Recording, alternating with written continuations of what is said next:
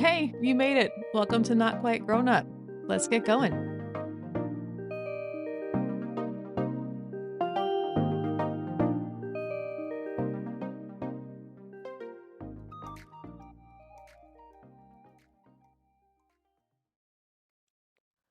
I spent the first few weeks of summer trying to just relax, and I feel like I finally settled into it.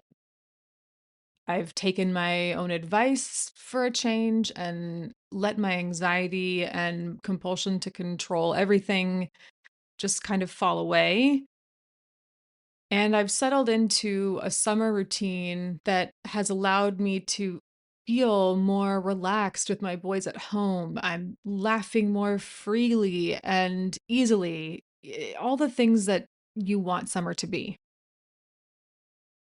And now that school is about to start, I am starting to feel that anxiety build back up again. I'm a little nervous. I feel like the reason that I finally relaxed is because, in a lot of ways, summer frees up so much bandwidth for parents. But with the school year starting soon, that means I feel like I'm going to be more stretched again. Like the bandwidth is going to disappear. Like there's less time for relaxing and feeling easy breezy again. And I think that's really common. As summer ends, we all sort of collectively agree to put those vibes on the shelf and summer personalities go away and it's back to lunches and practices and email notifications and app notifications and homework and stricter bedtimes and trying to remember what that one thing is that's missing that you didn't do something but you need to do something. Somewhere in all of that chaos and all of those responsibilities, the stuff that made summer feel really good, like those slower evenings and little adventures, random popsicles on a Tuesday afternoon, that fun sort of feeling just kind of goes away. But I really don't think it has to. And this year, I'm actively looking for ways to keep those good summer vibes going into the school year. Welcome back to Not Quite Grown Up. This is the podcast for moms who are just trying to keep it all together. Hopefully your melted iced coffee is is kicked in and you're feeling pretty good. This is the final episode in my Sane Mom Summer series. And just to recap, we've started this series talking about lowering the bar, making summer more livable, less pressure.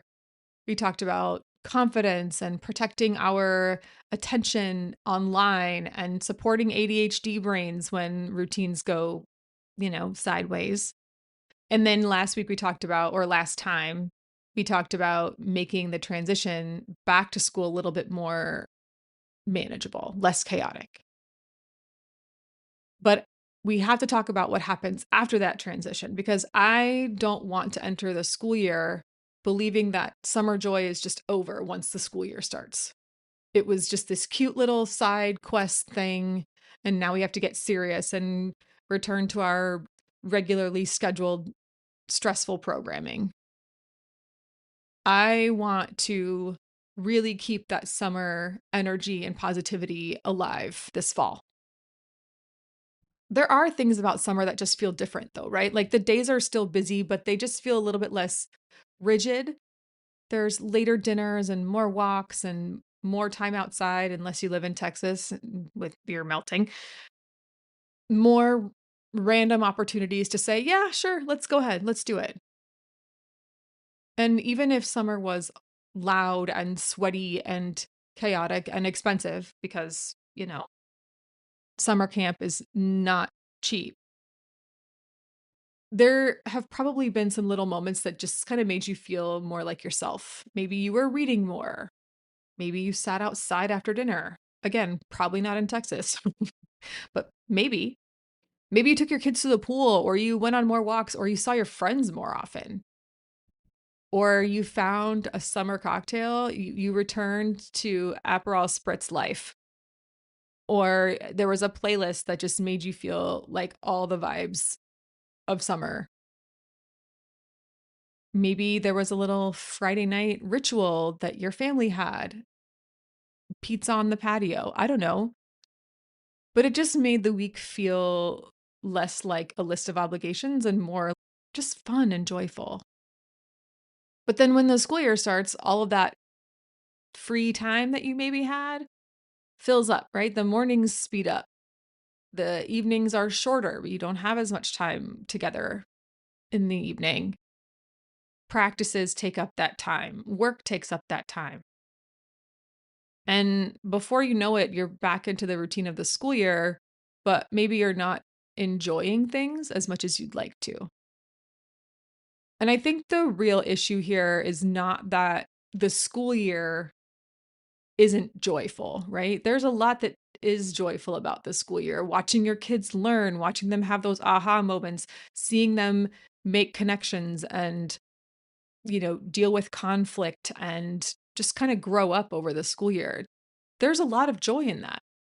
But when life gets busy, we protect responsibilities first. We assume that the things that make us feel good can happen when there's time left over, but there's literally no time ever left over, right?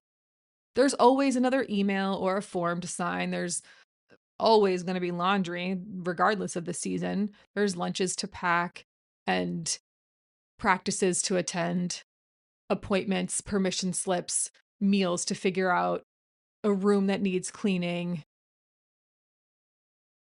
If joy has to wait until all of those important things are done, it's never going to happen. It's going to get bumped forever because you're trying to fit all of the things that restore you into the scraps of time that remain after everyone else's needs have been handled. So this year, I'm being intentional about my school year mindset. I am refusing to choose between being responsible mom during the school year and having a life that feels good at the same time. I am going to build that summer joy into the structure of school year life. And I'm going to come back to this thing that I've talked about many, many times on this show. If you're a longtime listener of this show, thank you very much. And you know what I'm going to say when it comes to this phrase self-care. My definition of self-care is the things that you do for yourself that help you feel like yourself. The purpose of that self-care is to be able to give your best to tasks and to others when it's needed most. Like you have a huge work project or your kid is sick all night because let's face it, school year starting, someone's going to get sick. And I've put this together from this person I found online. Her name is Heather Moulder. She has this equation that you're probably using when it comes to self-care. Work plus family plus chores plus other. Other includes that self-care. And when self-care comes at the bottom of that equation, it becomes the first thing you push off when you're busy. But you have to move self-care, move that other before the equation even comes into play. It shouldn't even be a part of that equation. It should be prioritized above all else, including your to-do list.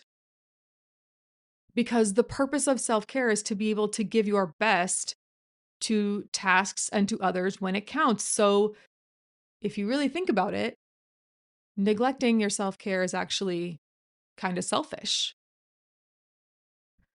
So that means if we look at this in the context of summer joy and the school year, it means that you need to look at what made summer feel good and decide which parts are worth keeping to add into your self-care routine. Maybe summer felt good because it reminded you that your family likes being outside after dinner.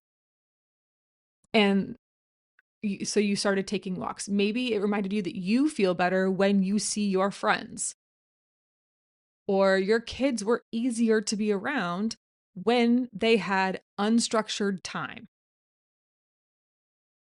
or you were happier when you had something small to look forward to every week. Those nice summer memories you have are clues about what helps you and your family feel more connected, more human, and more like yourself. So, as we move into the school year, I am going to try to find ways to bring those little summer memories into my self-care routine. So, I actually have a list here next to me of 3 things from summer that I genuinely want to keep doing because they made me feel good. So mine are evening crochet time. I didn't do it every day, but I did do it as often as possible. Lying in bed with my 2 boys and our dog and the cats would come around eventually, and we would watch movies before bedtime. And my husband and I started having one fancy cocktail per week, like a fancy one, like one of those ones that you spend $14 on and it's small. One of those. Those those 3 things. That's what I wrote down right off the bat. And I'm going to encourage you to do the same thing. Maybe those things could become a family ritual. Maybe it's just for you. It could be tiny or huge. It doesn't matter. Just write them down. I'm going to choose one of the bigger, like, needs to be scheduled things and put it on the family calendar this week. So the reminder, order the fancy cocktails, is going to actually go on my family calendar so my husband and I both see it. And that will give me something to look forward to. And then I'm going to choose the smaller one, like the crochet time. And that was just like the damn, this feels so good to do thing. And I'm just going to put it on my personal calendar for like 2 nights this week with an alert. And it's going to be a recurring appointment, but I'm going to put it on there with an alert so that I see the reminder and I don't forget to do it. Because if I want this school year to feel more joyful, I need to be intentional about bringing the things that made summer joyful for me into the school year. And I'm going to encourage you to do that same thing.